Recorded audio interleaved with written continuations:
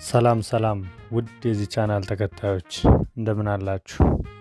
ዛሬ ደግሞ ብዙዎቻችሁ የምትጠይቁን ጥያቄ ምላሽ ይሰጣል ያልኩትን ቤቶችን በእንጨት መስራት እና በብሎኬት መስራት የትኛው አዋጭ ነው? ምን ያህልስ ልዩነት አላቸው?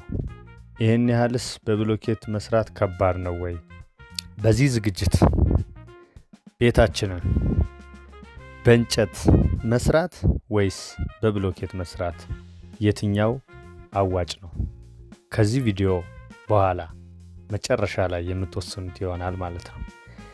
አጠቃላይ ሙያዊ ልዩነቶችን ኳሊቴቲቭሊ እና ኳንቲቴቲቭሊ አስቀምጠን ቤታችንን በብሎኬት ወይስ በእንጨት መስራት ልዩነቱ ምንድን ነው የሚለውን በምናይበት ጊዜ ሁለት አይነት ልዩነት አለው ማለት ነው። የመጀመሪያው ቁጥራዊ ሲሆን ሁለተኛው ደግሞ ቴክኒካል ልዩነቶች ናቸው ማለት ነው። ሁለቱንም እያንዳንዳቸውን በዝርዝር ለመመልከት ያክል የቴክኒካል ልዩነቶችን በምናይበት ጊዜ የመጀመሪያው የአገልግሎት ቆይታ ወይም ዲዩሬቢሊቲ ላይፍ።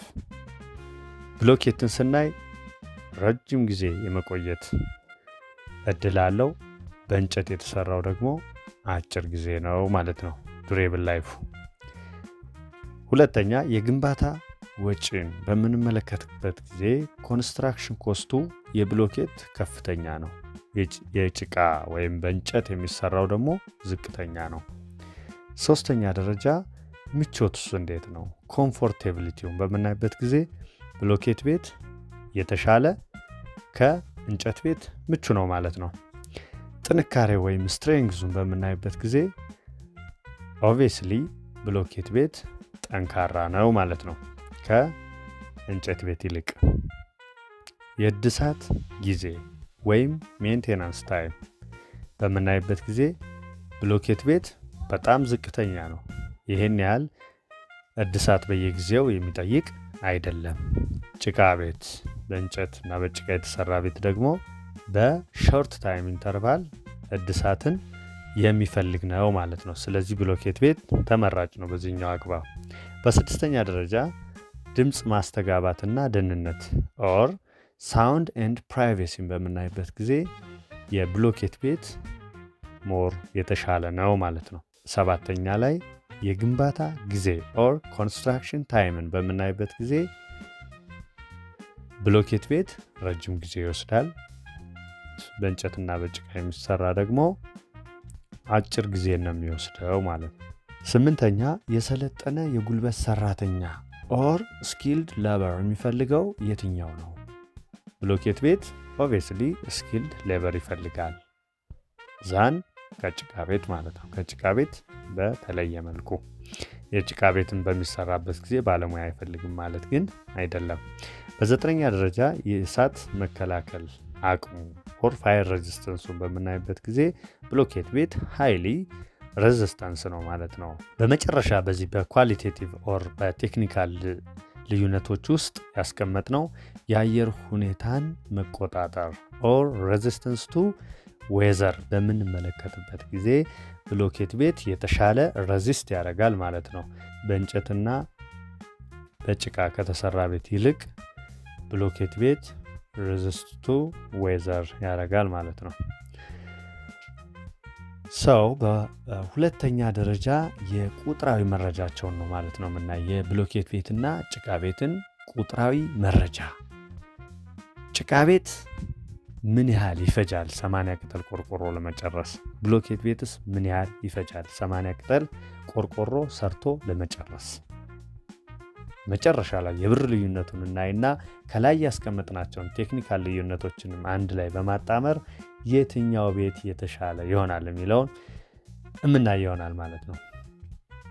ቁጥራዊ መረጃ የስራው አይነት ወይም የሚገዛው ማቴሪያል። የእንጨት ስራን ስናይ ለጭቃ ቤት 145250 ብር ይፈጃል። ለብሎኬት ቤት 50000 ይፈጃል። ቆርቆሮ 64000 ይፈጃሉ። ሚስማር ለጭቃ ቤት 41400፣ ለብሎኬት 18000፣ ብሎኬት ለግድግዳ ለጭቃ ቤት አያስፈልግም። ለብሎኬት ቤት 222500 ብር ያስፈልጋል። የፌሮና ሽቦ ስራ ለጭቃ ቤት አያስፈልግም። ብሎኬት ቤት 223150 ብር። ታምቡራታ በር 80 ያስፈልጋል። የብረት ዝርጋታ በአነስተኛ አምፖሎች 30 ይፈጃል። የቀለም ጅብሰም ስራ ለኮርኒስና ለግድግዳ ቻክ 195000 እንይዛለን። የውሃ መስመር ዝርጋታ 50 የበረንዳ ብረት ለጭቃ ቤት 20 ለብሎኬት ቤት አያስፈልግም። ድንጋይ 72000 ለጭቃ ቤት፣ ለብሎኬት ቤት ደግሞ 90000። አሸዋ ለጭቃ ቤት 195000 ለብሎኬት ቤት 260000። ሲሚንቶ 108000 ለጭቃ ቤት 468000 ለብሎኬት ቤት። ጠጠር ለጭቃ ቤት 14500 ብር ለብሎኬት ቤት 29000 ብር። በርና መስኮት 81000 ብር። አፈር ወይም ገረጋንቲ ለጭቃ ቤት 35000 ብር ለብሎኬት ቤት 28000 ብር። ጭድ ለጭቃ ቤት 25000 ብር ለብሎኬት ቤት አያስፈልግም። መጨረሻ ላይ ለአሰሪው የሚወጡ እና ጥቃቅን ወጪዎችን ስንመለከት ለጭቃ ቤት 258600 ብር ለብሎኬት ቤት 670,000 ብር። አጠቃላይ ድምር ለጭቃ ቤት 1,414,750 ብር ለብሎኬት ቤት 2,707,650 ብር ይሆናል ማለት ነው። እንግዲህ ይሄ ኦልሞስት የጭቃ ቤት 1.4 ነው። ብሎኬት ደግሞ 2.7 ኦልሞስት እጥፍ ማለት ነው። ከላይ ቴክኒካል ልዩነቶችን ስናይ አብዛኛው ነገር ሚት የሚያደርገው ብሎኬት ቤት ብንሰራ የተሻለ እንደሆነ ነው። ከታች ደግሞ ስናየው ደግሞ ከፋይናንሻል ወይም ከገንዘብ ከሚወስደው ገንዘብ አንጻር ስናየው ደግሞ ጭቃ ቤት መስራት የተሻለ ነው። ስለዚህ ከላይ በቴክኒካል ብሎኬት ቤትን መረጥ፣ ከታች ቁጥራዊ መረጃ ላይ ጭቃ ቤትን መረጥ። የትኛውን እንስራ? የትኛው ነው የሚያዋጣው? እናንተ ብትሆኑ የትኛውን ትመርጣላችሁ? ኮመንት ላይ ያስቀምጡልኝ። በጣም አመሰግናለሁ። ፎሎ ያላደረጋችሁ ፎሎ አድርጉ።